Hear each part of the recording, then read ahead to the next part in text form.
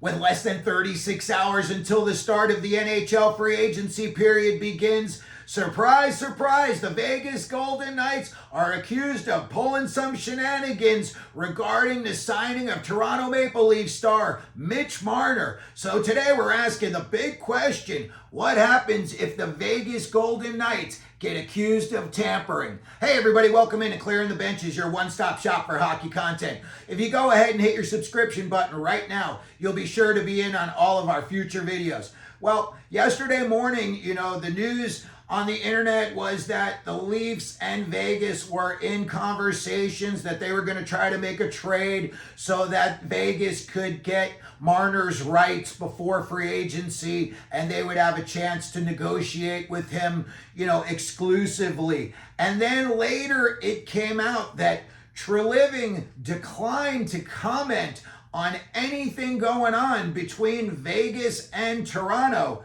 But then he said, if it were to go on, we would want to get the most and best possible return from Vegas. The big names, everyone heard were Nick Roy and Nick Hague going to Toronto. And again, it seemed like it was, a pretty good move for both teams. It looked like it was going to go through by last night. And then it came out. Now Toronto they're upset and they're looking for blood. And I think basically right now Treliving's just trying to hold Vegas hostage. And I don't know how that's going to go. They are a real slick bunch over there with McPhee and, all the LTIR stuff that they've done in the past. They know their way around the rule book and they play to their strengths. So, Treliving, when he says that, he's just putting it out to the public that, hey, we don't want to get ripped off if something were to go down. Now, when you look way back in the day, 1990, if you want to see a real good tampering story that happened in the NHL, look up the Scotts Stevens and Brendan Shanahan free agency ordeal that went back and forth between the New Jersey Devils and the St. Louis Blues. Who knows? It could be very reminiscent of what we are about to see again in the next 36 hours. This is going to be resolved one way or another, with the league possibly stepping in. So if the Leafs do decide, let's say that Vegas says we're not giving you what you want, we're just going to wait until July 1st and then we're going to go ahead and sign them. And let's say the Leafs go to the league. First of all, the league is going to say, do you have any physical evidence that this took place? That's going to be the first thing.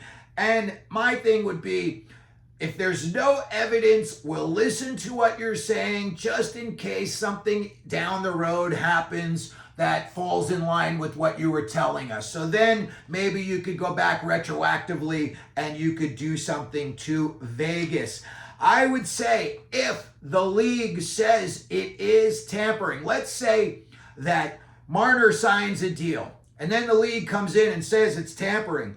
The first thing that's going to happen is the deal gets voided, and then there's the possibility that Vegas gets fined or even loses draft picks. Then there's the possibility that the deal could go through and Vegas signs them, and maybe Toronto wants to go to arbitration and have an arbitrator decide what the compensation should be going back to them. Again, these are very, very sketchy situations, and there's no real precedence. You're going back 35 years to the Shanahan-Stevens thing, that would really be able to say, oh, this is what they did, we should do that. That was so far in the past. It was a different world back then. So I could see something, let's just say that they came to Tomas Hertl, or, they said Tomas Hertl and Shea Theodore, or Theodore and McNabb, whatever the combination is. If Vegas has already signed him, they got no choice. They're just going to have to live with those consequences. And when you look, again, going to an arbitrator is very dicey, very dangerous. Those guys are liable to just look at it analytically and say, oh, this guy scored this much. Let's go down the roster and find out what this guy did, and let's give him something, that would be equal in value. I don't know. That is something that if I were Vegas, I don't know that I would be so sure that I would want to risk that happening. And again, what's going to be the word on Treliving if he, it comes out that he did know about this and he was trying to hold them hostage? That's going to put egg on his face as well. And you're going to look at other GMs that are going to be like, yeah, dude, we'll hold off when it comes to talking deal with you. Let's just say that Vegas, the league came down and they smashed down the gavel and they said, guilty, guilty, guilty. We're tired of the shenanigans.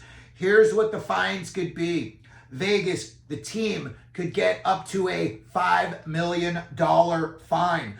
Again, it terminates the contract immediately. There could be the loss of draft picks.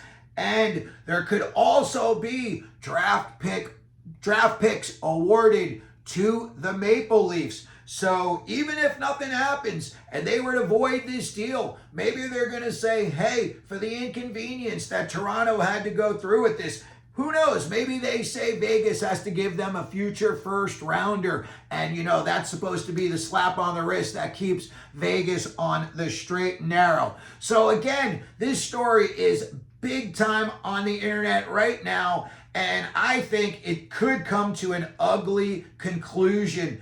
You want it to be two hockey teams working things out. I would love it if there were a sign and trade and then they send them to Vegas and, a good couple of guys going back in return. It gives you a lot to talk about during the off season. And when you're looking at these teams' rosters, you would have a more accurate assessment. So that's going to do it for the video today. Let me know what you think, if Vegas looks like they are tampering or not, and should the league step in. And if you could, please hit your like button. Don't forget to subscribe. And as we always do here at Clearing the Benches, let them know you're out there.